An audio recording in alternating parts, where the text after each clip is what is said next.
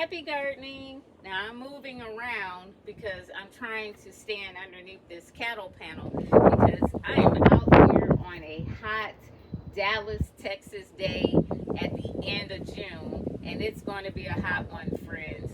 I'm standing in front, or I should say behind, my Roma tomato. And this year, my Roma tomato plant just is not doing well. You can look at it, you can see how some of the leaves are dried and yellow. And I'm going to come back. I've been pruning it, but you don't want to prune it too much at the same time. So I've been coming out here pruning some of the leaves. As you can see, I'm pulling off some of the dead and dry leaves now. And I just let them fall down into the bed, and eventually I'll put all the dead leaves into my compost bin.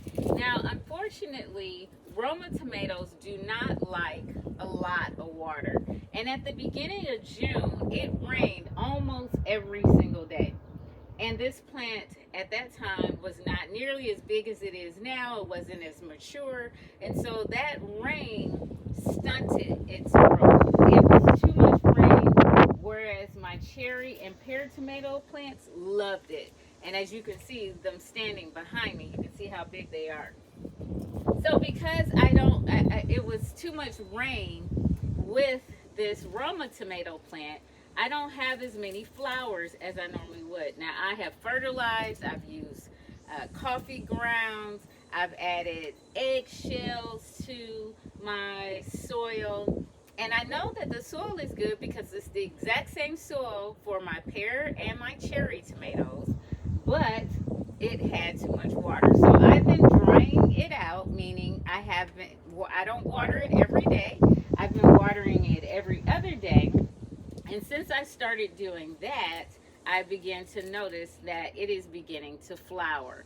So I'm not sure if you can see that, but it's beginning to flower. And so hopefully before the end of July, I will have some more flowers that turn into tomatoes. Now, you can't really see from the angle that I'm standing, but I do have 4 Roma tomatoes. They are all green, and I will scan the camera around so you can see it in a moment. They are all green tomatoes.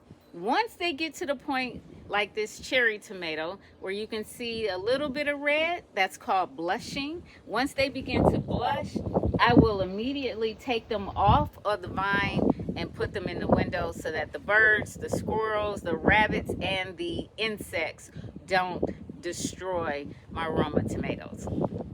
Last year, I had a much better time with them. So what I'm going to do in the next season is I'm going to put the Roma tomato plant in between the cherry and the pear. One, so that it's closer to the cattle panel, not directly underneath where it gets nothing but sun and no shade and all rain on the days that it rains. So I'm going to place it in a different position next year.